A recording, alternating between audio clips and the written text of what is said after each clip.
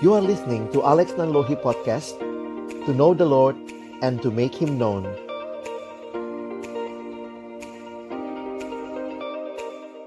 Bapak, Ibu, teman-teman sekalian. Iya, silakan.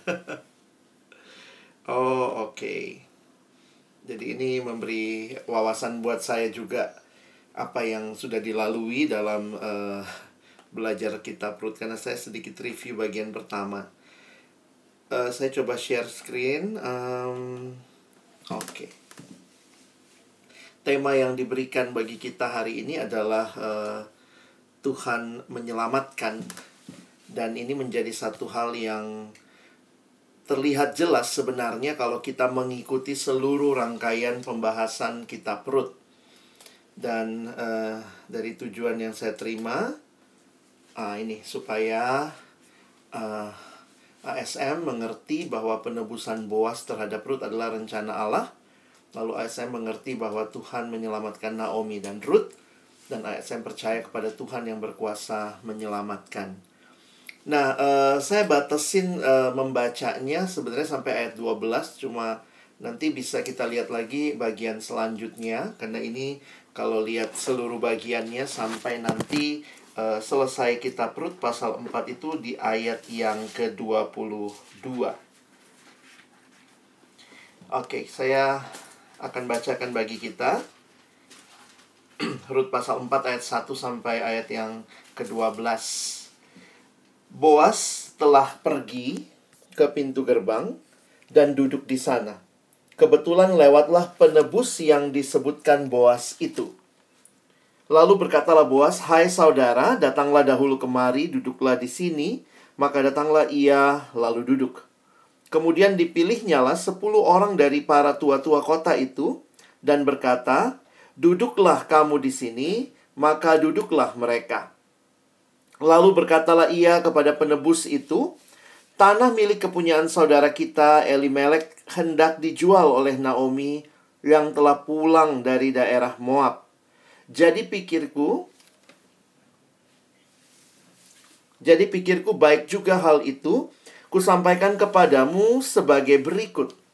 Belilah tanah itu di depan orang-orang yang duduk di sini dan di depan para tua-tua bangsa kita. Jika engkau mau menebusnya, tebuslah. Tetapi jika engkau tidak mau menebusnya, beritahukanlah kepadaku supaya aku tahu, sebab tidak ada orang yang dapat menebusnya kecuali engkau, dan sesudah engkau aku." Lalu berkatalah ia, "Aku akan menebusnya."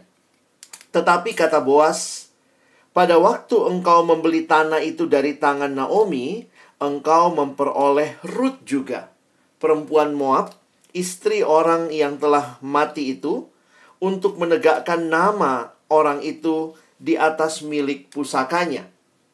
Lalu berkatalah penebus itu, "Jika demikian, aku ini tidak dapat menebusnya, sebab aku akan merusakkan milik pusakaku sendiri.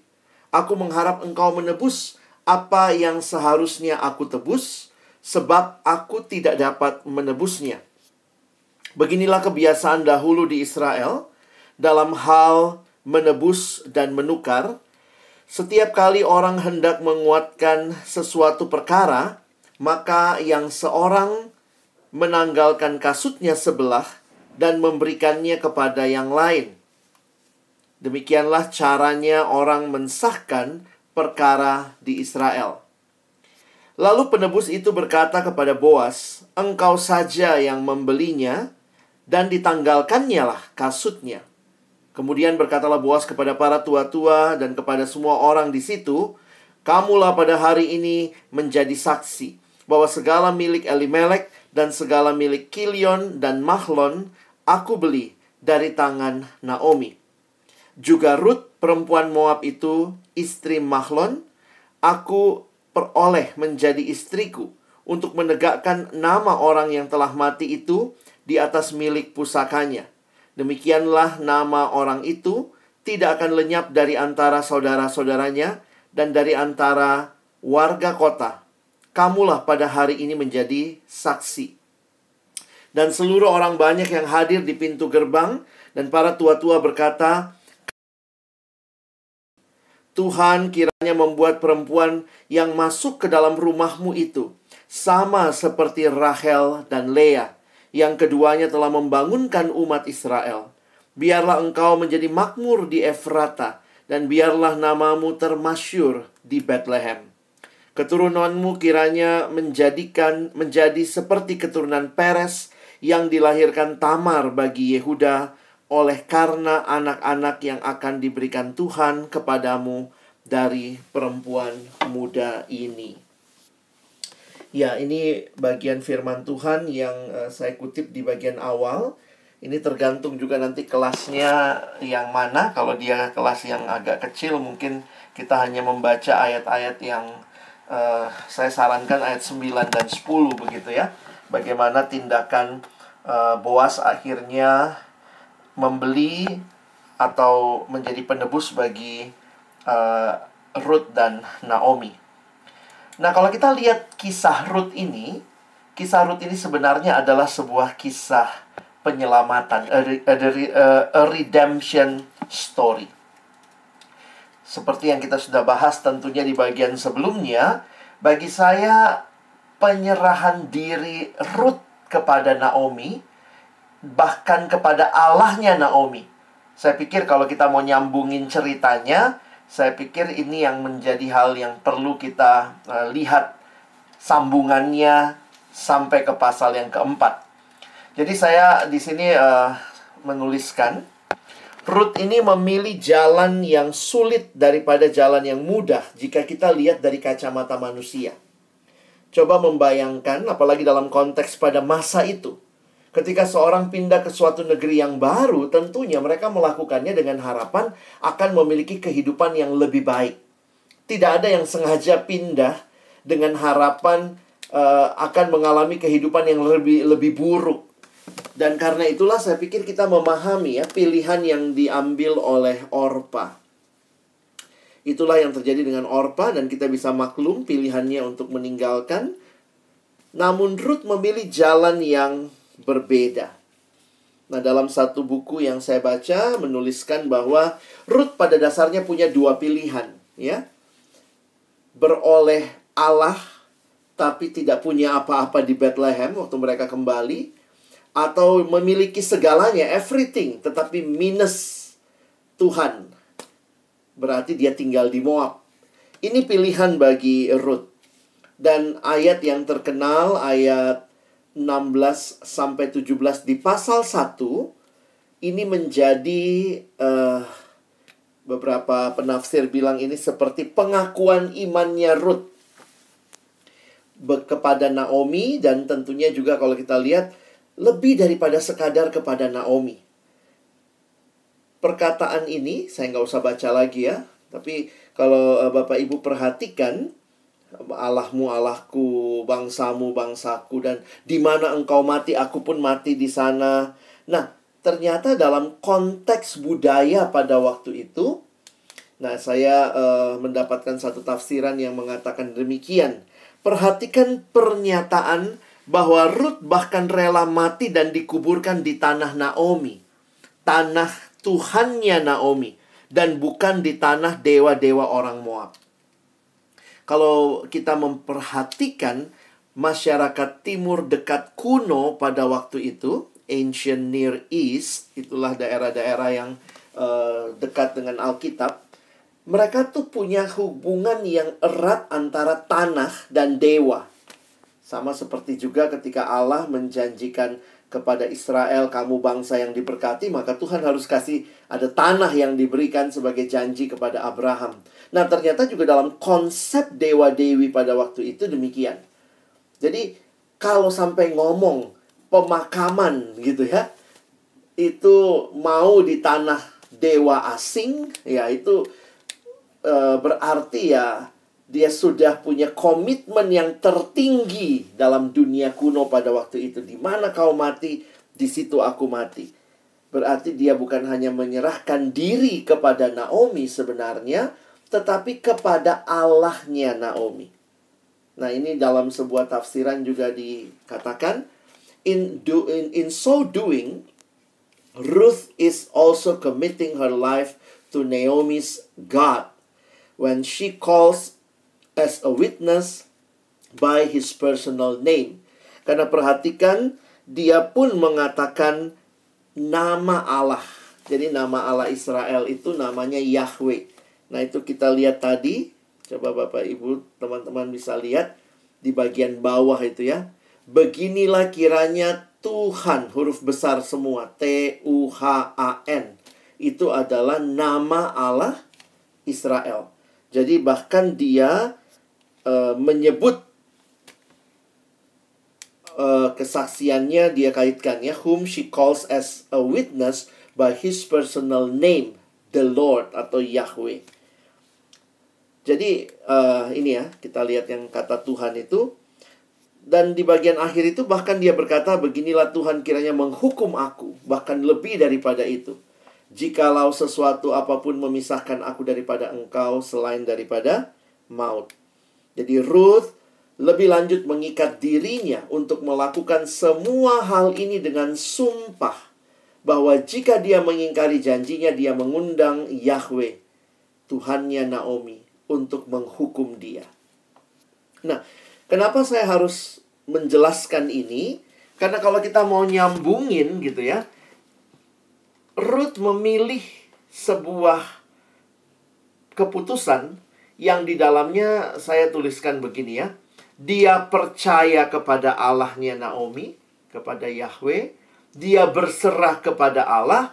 Maka ini bagian yang saya harap kita bisa jelaskan ke adik-adik. Orang yang percaya dan berserah kepada Allah, mereka juga akan menikmati pemeliharaan dari Allah. Dan itulah yang sebenarnya kaitan dengan tema hari ini.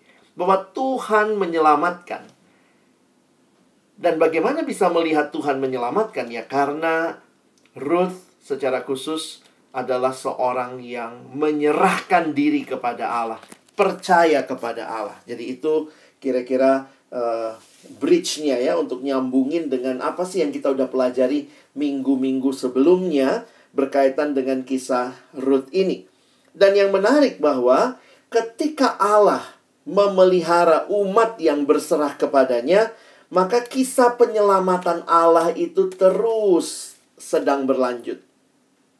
Tentu dalam bagian sebelumnya kita lihat bagaimana waktu mereka pulang ke Moab. Lalu dalam pasal 2 juga kita lihat bagaimana Tuhan menolong ya ketika memelihara. Ada bagian yang mereka pungut atau yang si Ruth pungut gitu ya. Lalu dia berjumpa dengan Boas. Nah, inilah kisah yang terus berlanjut sampai kisah pasal yang keempat ini. Nah, kisah pasal yang keempat ini adalah kisah penyelamatan yang diwakili tindakannya Boas. Jadi kalau kita lihat dalam bagian sebelumnya, Boas begitu rupa melindungi Ruth, maka sekarang dia berpikir lebih jauh lagi untuk menebus. Nah, inilah yang kita baca di pasal yang keempat. Settingannya mungkin kita perlu memahami konteks waktu itu ya. Boas dikatakan ayat 1 telah pergi ke pintu gerbang. Pada waktu itu, pintu gerbang itu adalah tempat biasanya terjadi transaksi jual beli, tetapi juga pengadilan pada masa itu. Di dalam kota-kota kuno, pintu gerbang punya peran penting. Jadi, biasanya terjadi di pintu gerbang itu ada pengadilan di situ. Makanya si Boas datang di ayat 1. Boas telah pergi ke pintu gerbang dan duduk di sana. Lalu dikatakan kebetulan lewatlah penebus yang dijanjikan. Penebus yang disebutkan Boas itu. Kalau kita ingat cerita sebelumnya, Boas bilang sama Ruth bahwa sebenarnya dari urutan kekerabatan ada yang lebih dekat dengan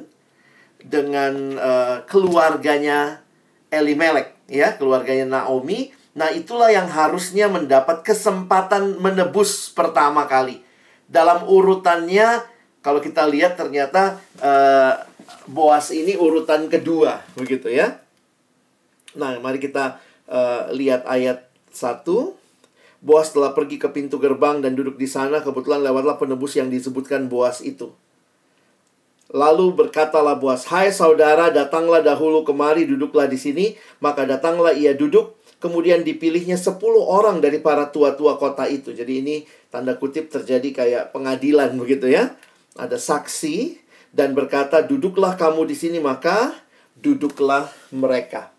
Dan kita tahu ceritanya ketika dia ditawarkan, mau nggak menebus tanah. Wah, Boaz pinter juga ya.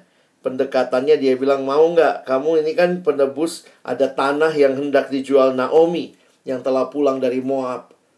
Mungkin dia mikir gitu ya, wah kalau ada tanah berarti kan bisa diupayakan, bisa dikerjakan, ya mau juga begitu ya. Tapi ketika dia bilang, saya mau menebus, nah Boaz maju lagi gitu ya. Jangan lupa ada bonusnya ya. Beli tanah dapat Ruth, kira-kira begitu ya. Kamu bukan hanya dapat tanahnya, tapi kamu juga harus memelihara Ruth ataupun Naomi sebagai bagian dari yang punya nama yang akan ditegakkan di situ. Dan penebus itu begitu tahu seperti itu langsung menolak. Dan ketika dia menolak, di sini kita jadi tahu bahwa ya mungkin dia sudah punya keluarga sendiri. Alasan dia, aku akan merusakkan milik pusakaku sendiri. Nah, jadi kalau kita perhatikan, disitulah akhirnya dia melepaskan haknya ya untuk memilih atau untuk menebus Ruth dan Naomi atau tanah yang mau dijual itu, dan dia serahkan kepada Boaz. Dan pada waktu itu cara menyerahkannya itu yang kita lihat ya, menanggalkan salah satu kasut. Nah, itu cara pada waktu itu. Nah, makanya ayat 9 dan 10, kalaupun nanti kita akan masuk langsung ke ayat 9 dan 10, teman-teman bisa kaitkan apa yang terjadi di ayat 9 dan 10 di sini. Coba kita lihat. Saya memberi judulnya ini adalah pemeliharaan Allah. The Providence of God. Kemudian berkatalah Boaz kepada para tua-tua, kepada semua orang di situ, kamulah pada hari ini menjadi saksi bahwa segala milik Elimelek dan segala milik Kilion, Mahlon, aku beli dari tangan Naomi. Juga Ruth, perempuan Moab itu, istri Mahlon, aku peroleh menjadi istriku untuk menegakkan nama orang yang telah mati itu di atas milik pusakanya. Demikianlah nama orang itu tidak akan lenyap dari antara saudara-saudaranya. Dan dari antara warga kota, kamulah pada hari ini menjadi saksi. Jadi setelah dilepaskan hak untuk menebus dari penebus pertama, yang paling dekat, maka urutan berikutnya adalah Boaz. Nah, apa yang terjadi ini ya? Nah, makanya saya ingin aja kita coba pikirkan sama-sama bagaimana nyambunginnya. Mulai dari penebusan dikaitkan dengan apa yang terjadi pada waktu itu, dengan bagaimana tentunya kalau kita lihat dalam penggenapan yang sempurna adalah penebusannya Kristus. Nah, di dalam pasal 2 sebenarnya kalau kita perhatikan ayat 20 dikatakan ini kalimat yang muncul, orang itu kaum kerabat kita. Jadi waktu Naomi tahu bahwa yang memberikan kesempatan kepada Ruth untuk memungut jelai itu Boaz, lalu dia bilang begini ya, orang itu kaum kerabat kita, dialah salah seorang yang wajib menebus kita. Dari mana istilah ini? Nah, sebenarnya kalau teman-teman pelajari dalam bahasa aslinya, itu disebut sebagai the kinsman redeemer. Menariknya, nanti kita perhatikan bahwa ada beberapa terjemahan atau cara menerjemahkan. Nah, ini menolong juga kita kali ya, untuk menjelaskan kepada anak-anak bagaimana tentang the kinsman redeemer ini. Ternyata setelah kita pelajari, ini ada di dalam konteks sosial budaya orang Yahudi. Di dalam Imamat 25, nah ini konteks yang dialami Naomi ya. Imamat 25 ayat yang ke-25. Apabila saudaramu jatuh miskin sehingga harus menjual sebagian dari miliknya, maka seorang kaumnya yang berhak menebus. Seorang kaumnya yang berhak menebus, yakni kaum yang terdekat. Nah, itu sebenarnya istilahnya kaum yang terdekat harus datang. Jadi ini sebenarnya bukan opsi, tapi sebuah kewajiban. Dan menebus yang telah dijual saudaranya itu. Nah, kalau kita perhatikan, beberapa terjemahan Alkitab menerjemahkannya berbeda-beda. Saya kasih contoh ya. Jadi saya ambil Rut 2 ayat yang ke-20. TB, Alkitab Terjemahan Baru kita, menerjemahkannya orang itu kaum kerabat kita, dialah salah satu yang wajib menebus kita. Itu pasal 2 ayat 20. NIV, Alkitab berbahasa Inggris New International Version, menggunakan istilah that man is our close relative. He is one of our guardian redeemers. Jadi ada istilah juga guardian redeemers atau kinsman redeemers. Itu arti dasarnya adalah seperti yang diterjemahkan di bahasa Indonesia ini ya, kaum kerabat kita. Makanya menarik sekali kalau kita perhatikan King James Version masih menggunakan kinsman, ya.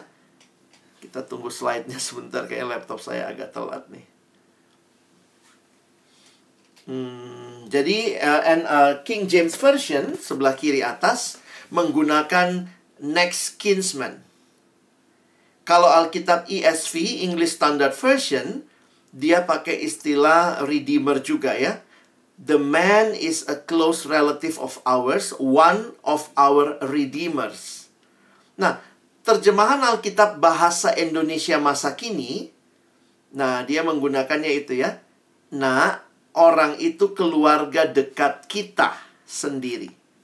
Lalu di bagian bawahnya, dialah yang harus bertanggung jawab atas kita.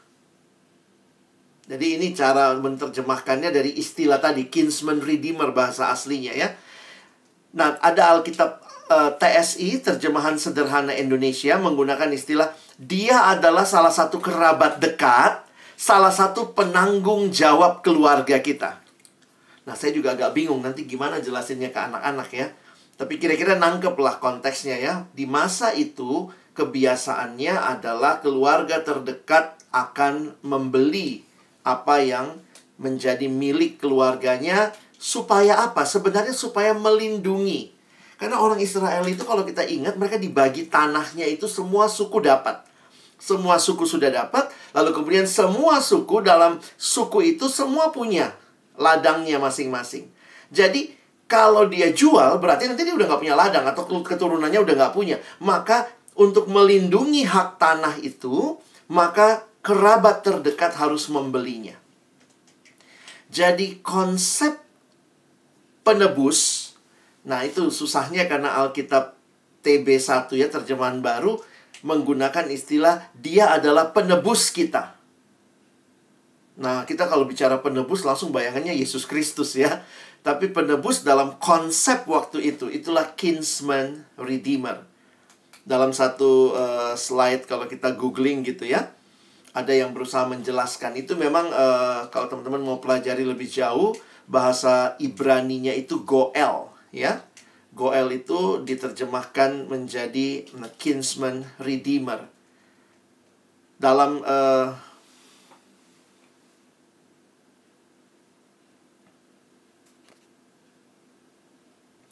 baik, saya lanjutkan.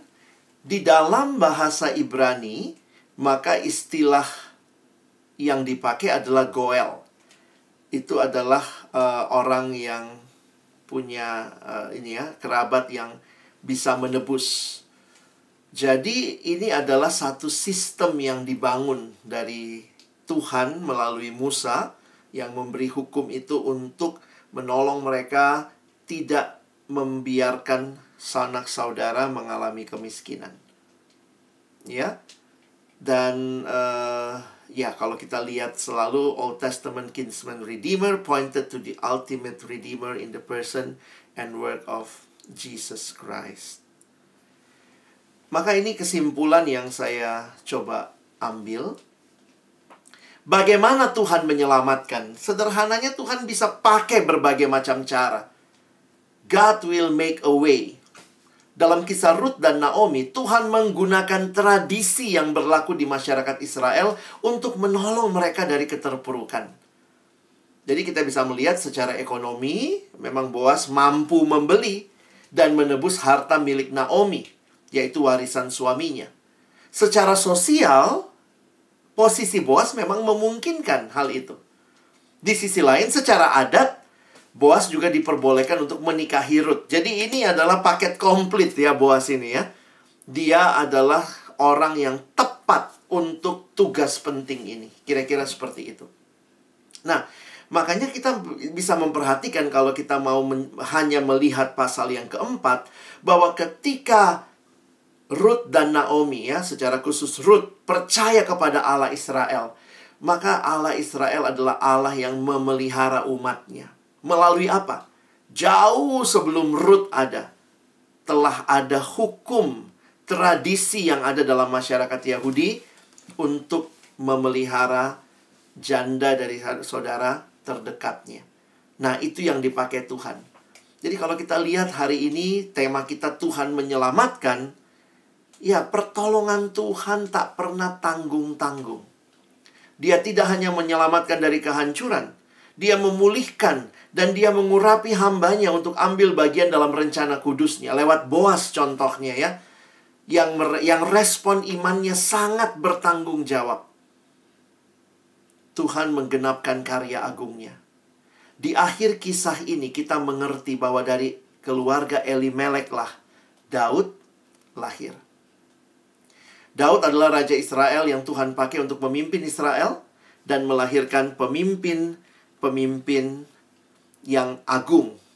Bukan hanya untuk Israel, tapi kita lihat pada akhirnya Yesus adalah penggenapan bagi keselamatan bangsa-bangsa lain. Tidak heran di akhir kitab ini kita melihat ada silsilahnya Daud. Sebenarnya ini kitab yang unik, Bapak Ibu sekalian, teman-teman, karena biasanya kalau ada silsilah itu di beberapa kitab itu di awal kitabnya. Tetapi di kitab Ruth justru ditaruh di akhir dan diceritakan sampai kepada Daud. Karena itulah beberapa penafsir mengatakan bahwa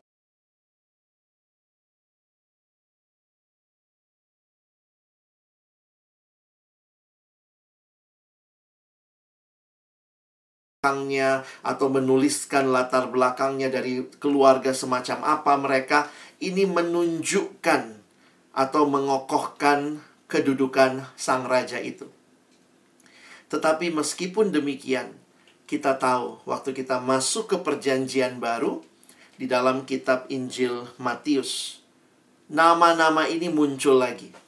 Tapi ternyata tidak berhenti pada Daud, tapi terus sampai Yesus Kristus.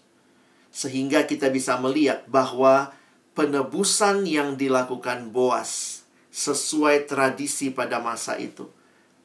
Dia menebus Ruth. Tetapi our ultimate kinsman redeemer, His name is Jesus, yang melalui pengorbanannya Dia menyelamatkan manusia. Bukan hanya satu orang, tapi dari berbagai latar belakang. Nah, jadi akhirnya kita melihat kisahnya Ruth ini, kisahnya Boas ini bukanlah hanya kisah sebuah keluarga, tapi lebih jauh lagi, ini kisah sebuah bangsa. Dan lebih luas lagi, ini kisah dunia. Karena melalui keturunan Boas, Ruth, akhirnya datang Mesias. Jadi pada akhirnya kita melihat this is not only the story of Ruth, the story of Boaz, the story of Naomi, but this is also a story of God. Nah, kiranya teman-teman melalui sharing ini atau perlengkapan ini bisa nanti menolong adik-adik untuk menjelaskan kepada mereka bagaimana konsep keselamatan Allah. Allah memelihara umatnya dan Allah memelihara dengan berbagai cara. Di satu masa Allah pakai Boas untuk menggenapkan rencananya, dan Boas melakukan sesuai dengan hukum tradisi yang berlaku pada waktu itu. Nah, itu yang saya bisa bagikan malam hari ini. Silahkan kalau mungkin ada yang ingin sharing, bertanya ataupun memperkaya, atau mungkin memikirkan aplikasi yang bisa kita bagikan lagi ke adik-adik sekolah minggu, saya persilahkan. Terima kasih.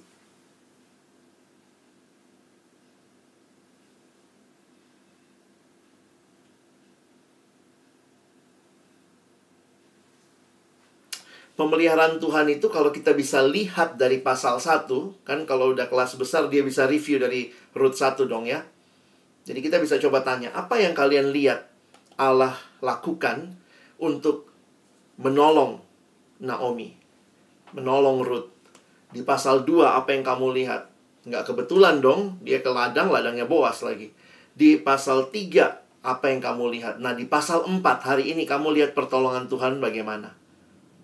Nah, lalu ajak mereka melihat dalam hidup mereka menghadapi sakit, penyakit, mungkin kesulitan ekonomi, orang tua yang juga mungkin mengalami pergumulan keluarga. Nah, itu bisa menarik kepada Tuhan sanggup menolong dengan berbagai cara.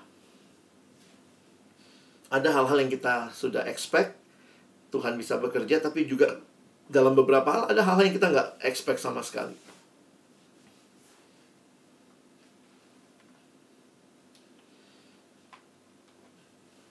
Mungkin itu, ada lagi?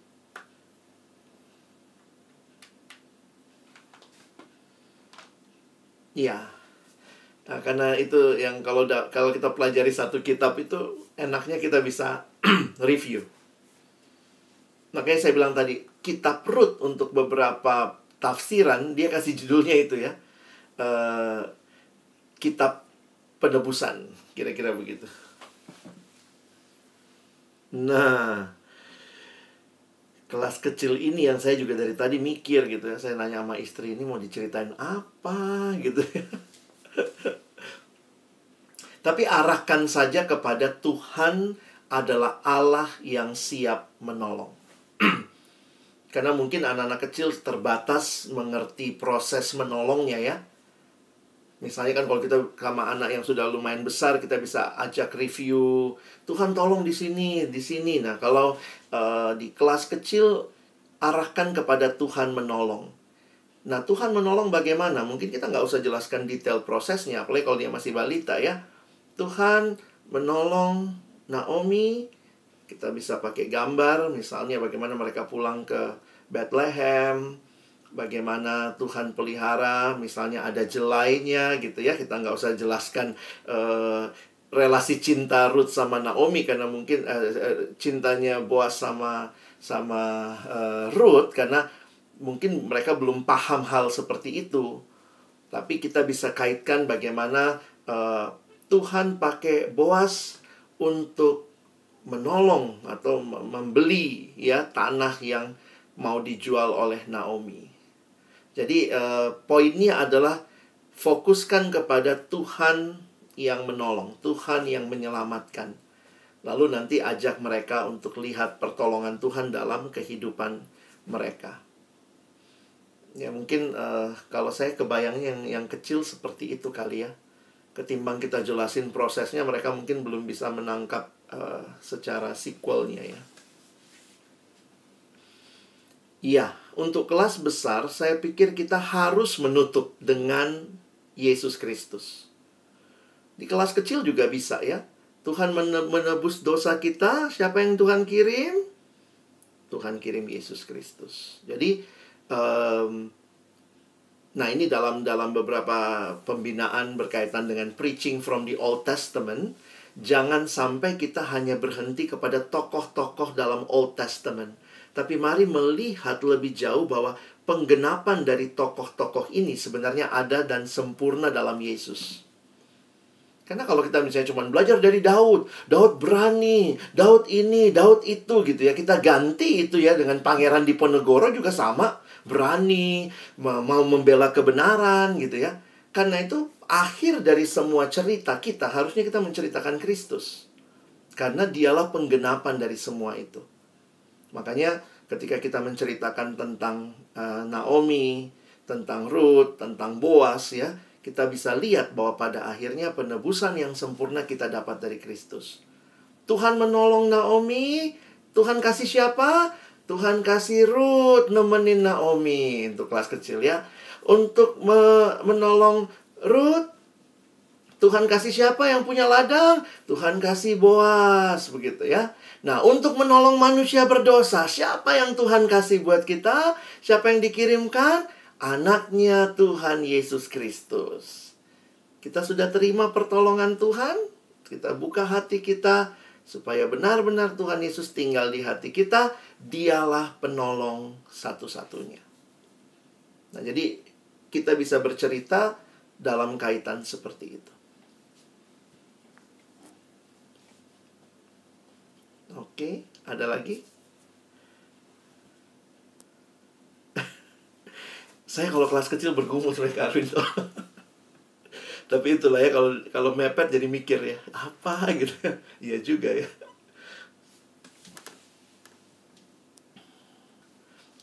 Kayak lagi maku ya. Kayak paku tuh satu, terus kita tancepin tak, itu makin dalam aja. Satu kebenaran. Jadi kita simpulkan dulu apa sih yang firman Tuhan ajarkan. Tuhan menolong, Tuhan menyelamatkan. Nah, tapi kalau nanti dia sudah lebih dewasa, dia bisa meramu beberapa fakta. Ini sama ini, oh ini, ada proses dia bisa pahami. Jadi kita harus sesuaikan juga dengan anak-anak. Makanya tidak semua cerita perlu kita ceritakan sekarang. Bukan berarti kita, dipotong-potong firman Tuhan, nggak ngasih kebenaran secara utuh. Tapi ada waktunya begitu ya. Ya, satu kebenaran. Apalagi ditambah nanti lagunya juga. Tuhan menolong. Pokoknya hari itu dia pulang tuh dia nancep. Kalau kalian butuh bantuan, siapa yang tolong? Tuhan Yesus ya. Jadi mereka bisa secara sederhana itu kekuatannya kalau masih kecil kan diulang-ulang ya. Makanya lagu anak kecil gitu ya. Topi saya bundar, bundar topi saya. Kalau tidak bundar, bukan topi saya. Jadi cuma topi sama bundar ya. Dia pulang dia ngerti topi itu bundar, kira-kira begitu. Jangan terlalu banyak fakta kebenarannya, takut dia bingung. Thank you Pak Alex. Sama-sama.